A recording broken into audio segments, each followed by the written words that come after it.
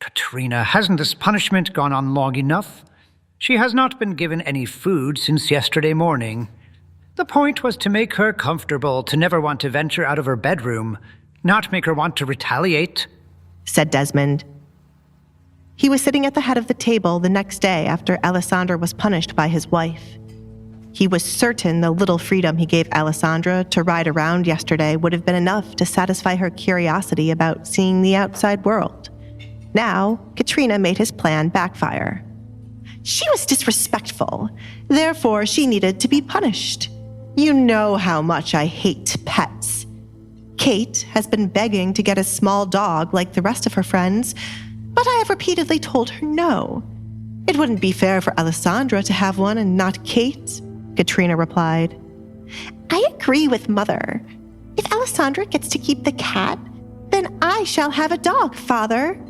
Pretty please, Kate started to beg. All her friends had the same small, fluffy dog, and she was the only one without. It was embarrassing.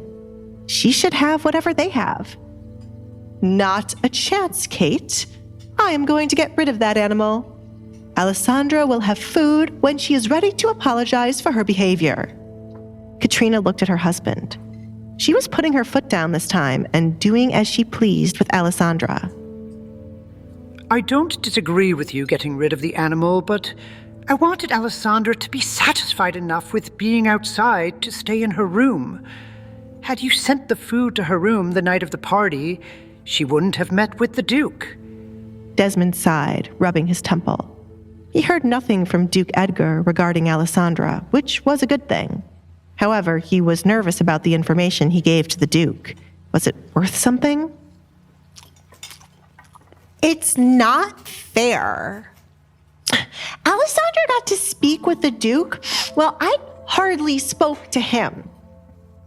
I got dressed up for him and it went to waste.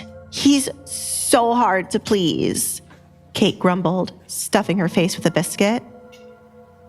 Kate, do not eat so quickly as you'll choke. And lay off the flour. We do not need you gaining too much weight. It is up to you to find a good husband to restore our finances. There will still be a chance for you to capture the Duke's attention. Who else can rival you? Katrina thought highly of her daughter's looks and was confident enough that there would be no one else for the Duke to marry but Kate.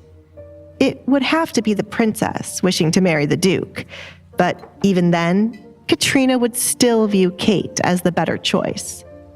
The ball is in a few days, and the Duke will be in attendance like every year. Your father has already received his invitation, and I have a dress picked out for you. You have to practice your etiquette again and make sure you leave an impression on him.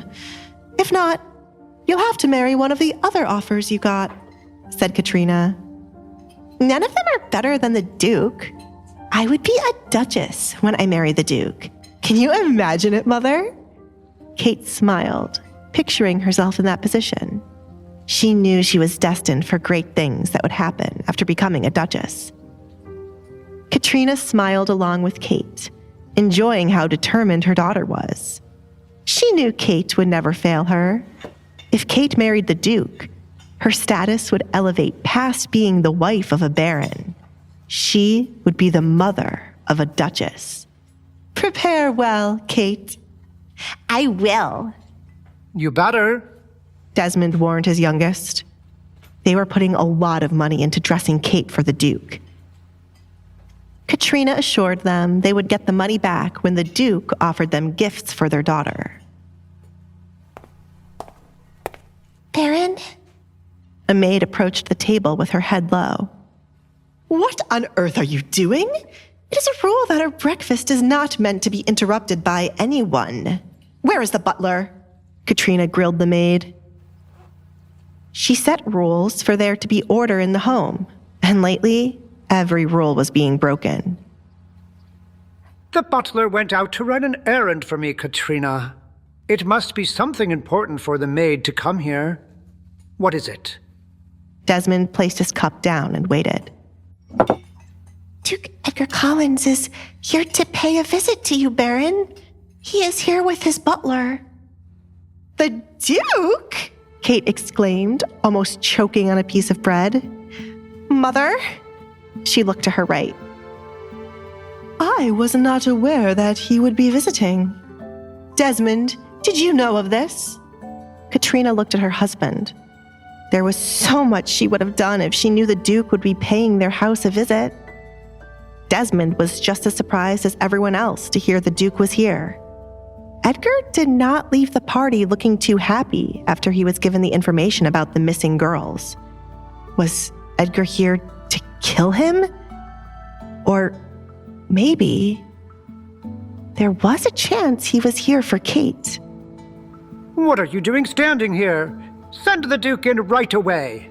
Desmond ordered the maid. It wasn't right to keep the Duke waiting for so long. Should I change quickly? Kate stood, unsure of what to do. She knew she looked good, but was this good enough to impress Edgar? Sit down. If you run away now and return, it'll be too obvious to Edgar you went and changed. You must not let him know you changed clothes just to impress him. Remember to do as you were taught, Katrina said as she fixed her appearance by looking at her reflection in a glass. Kate did the same to fix anything wrong with what she was wearing. She pushed the biscuits away, regretting how much she had been eating. He's here, she whispered as Edgar entered the room, followed by the man everyone knew to be his butler. There were boxes in the butler's hands, which made Kate wonder if the Duke had brought them gifts, and if so, what was the reason? Good morning, Duke Edgar. To what do I owe this lovely visit? Desmond stood up to greet Edgar. He extended out his hand to shake with Edgar, but it was left hanging in the air.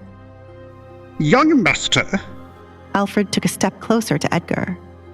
you are here to marry his daughter. Be nice. He whispered softly. On the inside, Edgar rolled his eyes, but on the outside, he gave the Baron a smile and shook his hand. I have something to discuss with you, Baron. Should we go to my study to talk? Desmond pointed in that direction. He was curious about what the butler told Edgar to make him shake his hand. No, it is something to discuss with your entire family. Looking at the table, Edgar didn't miss how the table was only set for 3 people, which meant Allesandra did not eat with her family. Entire family? Desmond looked back at Katrina. I see. Please have a seat. Would you like something to eat? No, Edgar held up his hand to stop the Baron. I have already eaten. Edgar sat down in an empty seat, purposely avoiding the looks Kate was giving him. Baron, you must be aware of the rumors that I am looking for a wife. After some time to think, I have made up my mind to marry your daughter, Allesandra. Edgar wanted to get this out of the way quickly to see what his future wife was doing.